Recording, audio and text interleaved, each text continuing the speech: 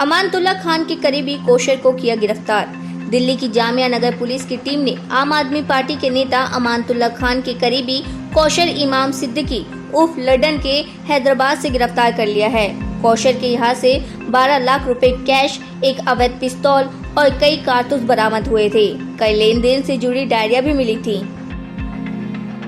रूस ने पहली बार कबूला यूक्रेन से युद्ध में मारे गए उसके 6000 सैनिक। रूस और यूक्रेन के बीच जंग जारी है। इस बीच अपने सैन्य अभियान का सपोर्ट करने के लिए 3 लाख नागरिकों को तैयार रखेंगे। ये जानकारी रूस के रक्षा मंत्री सरगई ने दी है। रूस के मुताबिक संघर्ष की शुरुआत के बाद से 5397 रूसी सैनिक मारे गए हैं। मोदी कैबिनेट ने लिया 3 अहम फैसला, अनुराग ठाकुर ने दी जानकारी। कैबिनेट मीटिंग पर केंद्रीय मंत्री ठाकुर ने प्रेस कॉन्फ्रेंस में बताया कि कैबिनेट में कई अहम फैसले लिए गए हैं। आत्मनिर्भर भारत को बढ़ावा देने के लिए 3 अहम फैसले लिए गए हैं। केंद्रीय कैबिनेट ने नई और नवीकरणीय ऊर्जा के लिए PLI स्कीम लाने का फैसला लिया है। सोलर PV मॉड्यूल पर PLI लाया जाएगा। 2030 तक 500 गीगावाट गैर पारंपरिक ऊर्जा जनरेट करने के लक्ष्य के तहत बहुत तेजी आएगी। केंद्रीय कैबिनेट ने आत्मनिर्भर भारत को बनाने के लिए रिन्यूएबल एनर्जी पर सोलर PV के लिए PLI स्कीम को स्वीकृति दी गई है। 19,500 करोड़ को मंजूरी दी गई। हेट स्पीच मामले पर सुप्रीम कोर्ट सख्त। हेट स्पीच मामले में सुप्रीम कोर्ट ने कहा है कि केंद्र सरकार इन सब पर मूक दर्शक क्यों बनी हुई है। आजकल टीवी भड़काऊ बयानबाजी का प्लेटफॉर्म बन गया है। एंकर की जिम्मेदारी होनी चाहिए कि बहस में कोई भड़काऊ बातें ना हो। वो कुछ गलत करेंगे तो उसका नतीजा भुगतना होगा। प्रेस की आजादी अहमियत रखती है, लेकिन बिना टीवी चैनल स्पीच का जरिया बन गए हैं। 10 लोगों को डिबेट में बुलाया जाता है जो अपनी बात रखना चाहते हैं, उन्हें म्यूट कर दिया जाता है। उन्हें अपनी बात रखने का मौका ही नहीं मिलता। कोयम्बटूर के बीजेपी अध्यक्ष गिरफ्तार, पार्टी ने किया विरोध प्रदर्शन। तमिलनाडु के कोयम्बटूर में भाजपा जिला अध्यक्ष बालाजी उत्तम रामासाम्या की गिरफ्तारी के विरोध में पार्टी कार्यकर्ताओं ने विरोध प्रदर्शन किया है।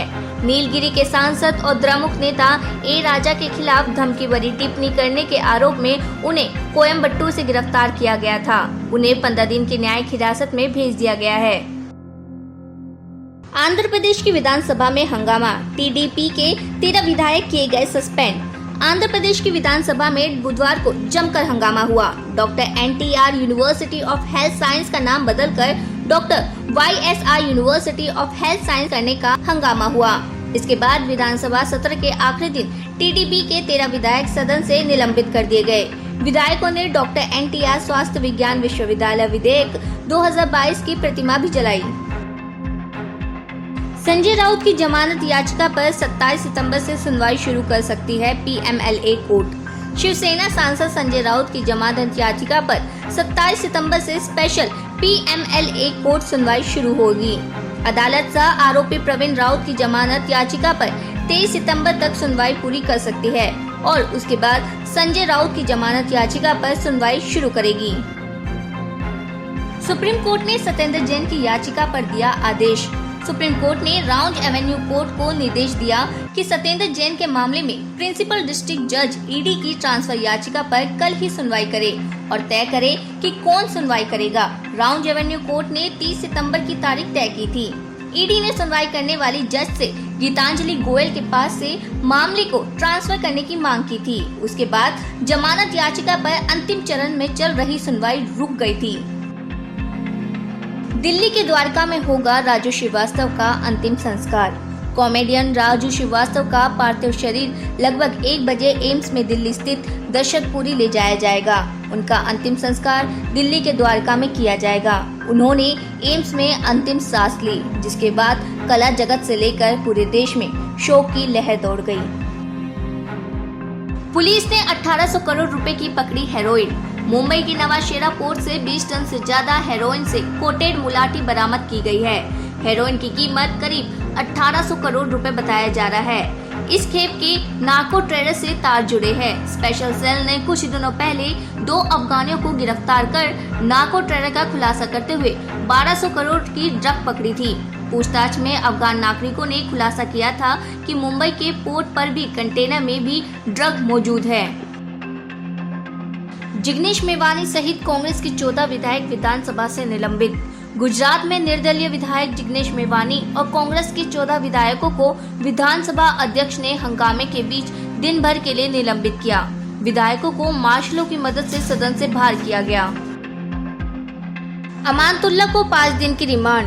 दिल्ली वक्फ बोर्ड में अनियमितता के आरोप में गिरफ्तार आम आदमी पार्टी के विधायक अमानतुल्लाह खान की एसीबी रिमांड 5 दिन और बढ़ गई। जांच एजेंसी ने राउंड एवेन्यू कोर्ट से आप विधायक की 10 दिन की रिमांड मांगी थी। कोर्ट ने 5 दिन की रिमांड दी है। स्पाइसजेट 29 अक्टूबर तक 50% उड़ानें कर सकेगी ऑपरेट। DGCA स्पाइसजेट को 29 अक्टूबर तक केवल 50% उड़ानें संचालित करने के आदेश को जारी रखा है। DGCA ने हालांकि नोट किया है कि इस बीच सुरक्षा घटनाओं की संख्या में उल्लेखनीय कमी आई है। अफगानिस्तान के काबुल में धमाका, 3 लोगों की मौत और 13 घायल। तालिबान का कहना है कि अफगानिस्तान के काबुल के देहमांजिग इलाके में एक रेस्तरां के अंदर हुए विस्फोटक में कम से कम 3 लोगों की मौत हो गई और 13 अन्य घायल हो गए। इस बीच प्रत्यक्षदर्शियों का कहना है कि इस विस्फोट में कम से कम 7 लोगों की मौत हो गई और 14 घायल हो गए। BMC ने लाल बागाचा राजा गणेश उत्सव मंडल को नोटिस जारी कर सड़क और फुटपाथ पर 183 गड्ढा खोदने पर 3.66 लाख रुपए का जुर्माना भरने को कहा है। नगर निकाय के प्रत्येक गड्ढे के खिलाफ 2000 रुपए का जुर्माना लगाया है। दुनिया के दूसरे बड़े अमीर गौतम अडानी ने ACC और अंबुजा सीमेंट के अपने सारे शेयर गिरवी रख दिए। ड्यूड्स केक बैंक की हांगकांग ब्रांच में लोन लेने के लिए शेयर गिरवी रखे गए। इनकी कीमत 96,800 करोड़ है। हाल ही में अडानी ने ACC और अंबुजा सीमेंट खरीद लिया था। CBI ने ऋषि कमलेश अग्रवाल को किया गिरफ्तार। CBI ने 22,842 करोड़ रुपए की बैंक धोखाधड़ी में ABG शिपयार्ड के पूर्व CMD ऋषिकेश अग्रवाल को गिरफ्तार किया। उद्धव ठाकरे गुट ने दशहरा रैली की मांग के लिए खटखटाया हाईकोर्ट का दरवाजा। महाराष्ट्र में शिवसेना ने मुंबई के शिवाजी पार्क में दशहरा रैली आयोजित करने के लिए अनुमति मांगने के लिए बॉम्बे हाईकोर्ट का दरवाजा खटखटाया, क्योंकि BMC ने उनके आवेदन पर फैसला नहीं किया। कोर्ट मामले की सुनवाई 27 सितंबर को करेगी।